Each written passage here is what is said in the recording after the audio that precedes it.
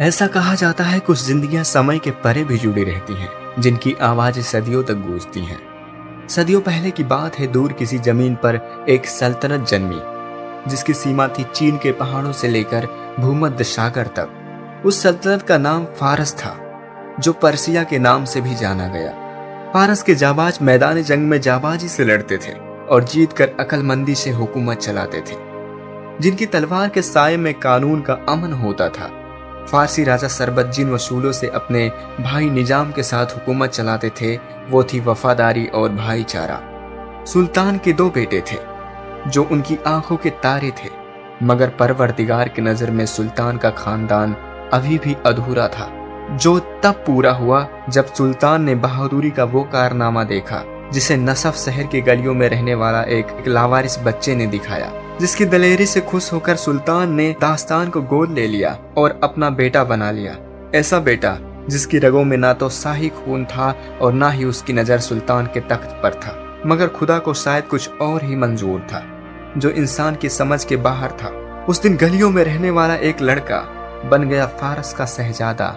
समय की घड़ी चलती गई और आज 15 साल बाद फारसी सिपाही फारस की सरहदों को पार करके आगे चल पड़े हैं, जो जा रहे हैं अपना कब्जा जमाने पाक शहर अलमत पर, जिसकी फौज में शहजादा टस और उसके चाचा निजाम, उसका छोटा भाई गारशीब और शहजादा दास्तान होते हैं। अलमत पर चढ़ाई करने से पहले ही सभी भाई आपस में मिलकर अलमत पर फतेह हासिल करने के लिए योजना बनाते हैं। योजना के तहत फौज को 2 टुकड़ों में बांटा जाएगा। एक का कमान गारशीब संभालेगा तो दूसरे का दास्तान। रात के समय ही अलमत पर हमला कर दिया जाता है। इस हमले में दास्तान अपने चतुराई से पीछे के रास्ते से महल पर हमला बोलता है। सारे अलमत पर फारसियों का राज हो जाता है, पर अलमत की शहजादी पूजा में लीन होती है और अपने निजी सैनिक के हाथों में एक खंजर अपने राज्य के बाहर ले जाने को कहती है। पर उस सैनिक की मुलाकात दास्तान से हो जाती है, जिससे दास्तान उससे लड़ने लगता है। इस लड़ाई के दौरान सैनिक के पोटली से वो खंजर गिर जाता है। अब दास्तान उस खंजर को उठाता है और उस पर गौर करता है तो उसमें बेहतरीन नक्काशी हुई होती है। दास्तान उसको अपने पास रख लेता है। इस लड़ाई में अलमत की शहजादी भी जीत ली जाती है, जो बेहद ही खूबसूरत होती है। अलमत के फतेह पर राजा नाराज हो जाता है और अपने बड़े बेटे टस से कहता है, तुमने एक पाक शहर को बर्बाद कर दिया। हम जानते हैं कि तुम सुल्तान बनने के लिए उतावले हो, पर तुम अभी इस काबिल नहीं हो। तब टस कहता है, अलमत ने दगाबाजी की, वो हमारे खिलाफ हमारे दुश्मनों को हथियार दे रहा है, और जब तक मैं इस सबूत को हासिल नहीं कर लूंगा, मैं आपको अपना शक्ल नहीं दिखाऊंगा। अब जाते जाते टस अपने भाई दास्तान से मिलता है और उसे इबादत करने वाला एक लिबास देता है और कहता है, तुम इसे अब्बाजान को भेंट करना, वो तुम पर और खुश हो जाएंगे। अब अगली सुबह राजा का दरबार सजता है, जिसमें बादशाह अपने बेटे का गुणगान करता है।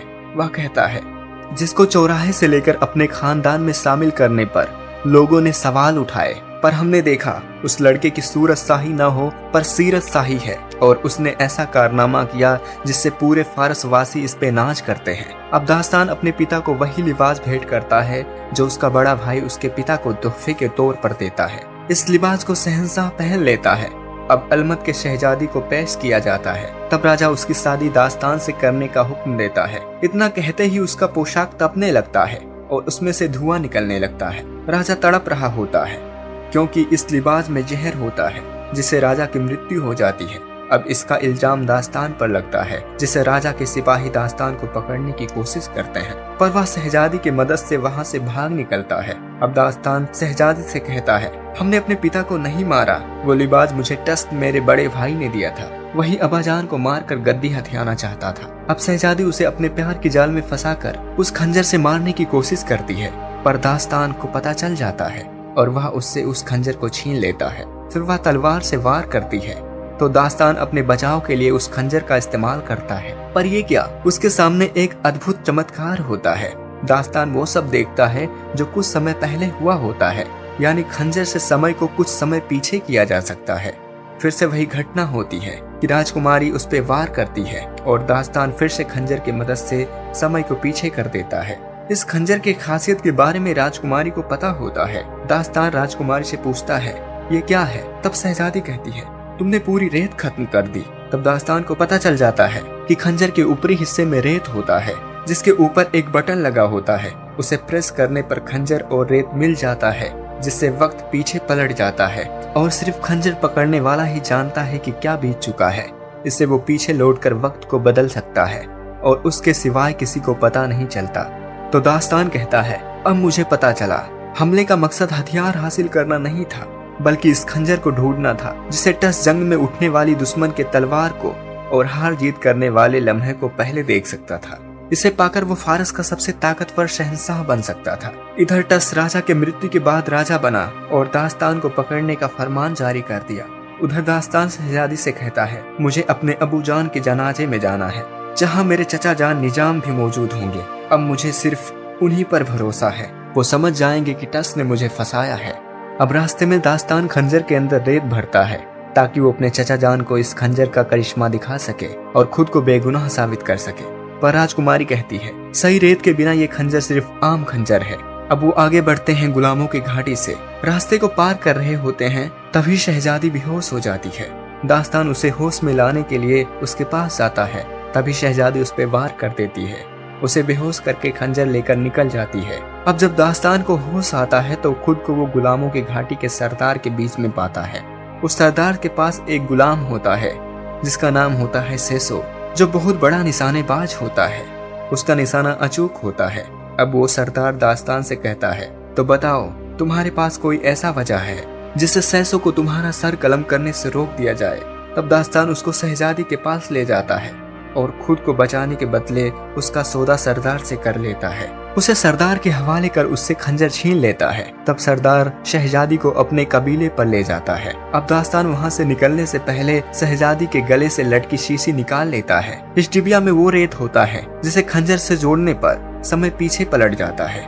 अब वो बाहर निकलता है तो उसे पता चलता है कि कबीले का सरदार हर मंगल और जुमेरात को एक शुतुरमुर्ग का रेस करवाता है और आज भी शुतुरमुर्ग की रेस होती है। इस रेस में आए मेहमानों का दिल बहलाने के लिए शहजादी को लगा दिया जाता है। अब रेस खत्म होती है और दास्तान वहाँ से जाने लगता है। तब सरदार उसे पकड़ लेता है और कहता है, तुम्हारा शक्ल उस शहजादा से ज्यादा मिलता है जो सुल्तान का कत्ल करके भागा है, और तुम्हें पकड़ने के लिए तुम्हारे भाई ने जितना इनाम रखा है वो ईमान से इतना ज्यादा है कि उतना सोना के लिए हम किसी करीबी रिश्तेदार को भी बेच सकते हैं। सेसो उसका खंजर छीन लेता है। अब सरदार उसे अपने आदमियों को देकर कहता है, इसे पिघलाकर जवाहरात निकाल लो। तब शहजादी खंजर बचाने के लिए सारे शुतुरमुर्ग को खोल देती है, जिससे वहाँ भगदड़ मच जाती है और वो सब उसी का फायदा उठाकर वहाँ से भाग निकलते हैं और अवरत जा रहे एक राजा के सवारी में भेष बदल कर मिल जाते हैं, क्योंकि अवरत शहर में दास्तान के अबूजान का जनाजा होने वाला होता है। अब दास्तान अपने अबाजान की आखिरी दीदार करता है और अपने चचा जान की जेब में एक चिट्ठी रख देता है कि वो बाहर आकर दास्तान से मिले, और उसके चचा जान निजाम ऐसा ही करते हैं। अब दास्तान कहता है, मैंने अबाजान का कत्ल नहीं किया, ये सब टस ने करवाया। बादशाह बनने के लिए अलमत पर हमला करवाने वाला और कोई नहीं बल्कि टस था। अलमत में खजाने को ढूंढना नहीं था, बल्कि एक खुफिया खंजर को ढूंढना था जिसमें करिश्माई ताकत है। तब निजाम कहता है, तो क्या वो खंजर तुम्हारे पास है? अब दास्तान कहता है, हाँ वो खंजर मेरे पास है। दास्तान उस खंजर को निकाल कर दे देता है, पर यह खंजर बदला होता है। दास्तान कहता है, ये कैसे हो सकता है? वो खंजर इसी में था। उसे पता चल जाता है कि खंजर बदलने का काम सिर्फ शहजादी का हो सकता है और यही हकीकत होता है। जब दास्तान अपने चचा निजाम से मिलने आता है, तब शहजादी खंजर बदल लेती है। बातों ही बातों में दास्तान की नजर उसके चचा निजाम के हाथों पर जाती है, जो जले हुए होते हैं। वो पूछता है, आपके हाथ जले हुए हैं? तब निजाम कहता है, हाँ, तुम्हारे अब्बाजान की जहरीली लिबास उतारते हुए जल गए। दास्तान को शक हो जाता है, अब्बाजान का कत्ल निजाम ने ही करवाया है, क्योंकि उसने उस लिबास को छुआ तक नहीं था, फिर भी उसका हाथ कैसे जल गया? तभी निजाम के लोग उस पे हमला कर देते हैं, पर दास्तान किसी तरह से वहाँ से भाग निकलता है। अब निजाम दास्तान को मारने और खंजर हासिल करने के लिए उन हत्यारों के पास जाता है जो जादू टोना और युद्ध कला में माहिर होते हैं, जिसको हसान सिंह कहा जाता है, जो बेहोशी के आलम में किसी को भी ढूंढ सकते हैं। अब वो हसान सिंह दास्तान को ढूंढने निकल पड़ता है। उधर दास्तान राजकुमारी को ढूंढता हुआ उसके पास पहुंच जाता है, क्योंकि शहजादी उसे नशफ शहर में छोड़कर खंजर चुराकर भाग आती है और उसे बताता है, मेरे अब्बाजान का कत्ल निजाम ने ही करवाया है और वो इस खंजर के पीछे है। शहजादी, मुझे इस खंजर के बारे में बताओ। तब शहजादी बताती है, अलमत शहर में पूरी कायनात का दिल है, देवताओं की बनाई रेत की घड़ी। उन्होंने एक पाक लड़की के हाथ में एक खंजर देकर उसे इस खंजर की रखवाली सौंपी। सिर्फ इस खंजर की धार ही है जो उस रेत की घड़ी को चीर कर उसमें से वक्त की रेत को निकाल सकती है, पर इसमें सिर्फ 1 मिनट पीछे जाने जितना वक्त की रेत है। अगर कोई खंजर को रेत की घड़ी में रख दे और उसी वक्त उसे खोल दे तो रेत उसमें से बहती चली जाएगी और हम मुक्त में जितना पीछे जाना चाहे उतना जा सकते हैं। तब दास्तान अपने अब्बाजान की सुनाई एक कहानी सुनाता है। जब मेरे अब्बाजान छोटे थे तो निजाम ने शिकार करते वक्त उनकी जान बचाई थी। एक बार दोनों शहजादे खूबसूरत हिरन का पीछा कर रहे थे। उन्हें यह नहीं मालूम था कि एक शेरनी उनके पीछे थी। निजाम ने अब्बाजान को बचा लिया, इसलिए निजाम मुक्त में पीछे लौटकर जो उसने किया उसे बदलना चाहता है। अब्बा को बचाने के बजाय उन्हें मरने देगा। इस तरह से वो रियासत का सुल्तान बन जाएगा। तब शहजादी कहती है, दास्तान, इस कांच की घड़ी में रखी रेत में करिश्माई ताकत है। खंजर को कांच में रखकर खोलने से मोहर टूट जाएगी, घड़ी तबाह हो जाएगी, टूटकर बिखर जाएगी और वक्त की रेत को रोकना मुश्किल हो जाएगा। एक बार फिर देवताओं का कहर बरसेगा। निजाम के दगाबाजी की कीमत पूरी इंसानियत को चुकानी पड़ेगी। अलमस शहर के बाहर एक खुफिया मंदिर है जो कोई नहीं जानता। सिर्फ वहीं इस खंजर को छुपाया जा सकता है। इस तबाही को रोकने का यही एक जरिया है और यही सच है। दास्तान, खंजर हमें दे दो ताकि हम वहां जाकर इस खंजर को छुपा सके। अब दास्तान भी उसके साथ खंजर छुपाने अलमस शहर की तरफ निकल पड़ता है, पर रास्ते में उन्हें गुलामों का सरदार फिर से पकड़ लेता है, क्योंकि दास्तान और शहजादी ने उसकी शुतुरमुर्ग की दौड़ तबाह कर दिया होता है, जिसमें उसके सभी शुतुरमुर्ग मर जाते हैं बजाय एक के। इसलिए वो उन्हें पकड़कर उन पर रखा इनाम हासिल करके बदला लेना चाहता है। अब अंधेरा होता है तो वो सब रात बिताने के लिए पड़ाव डालकर सो जाते हैं। जैसा कि आपको पता होगा, उनके पीछे एक कातिलाना फौज होती है जिन्हें निजाम भेजता है।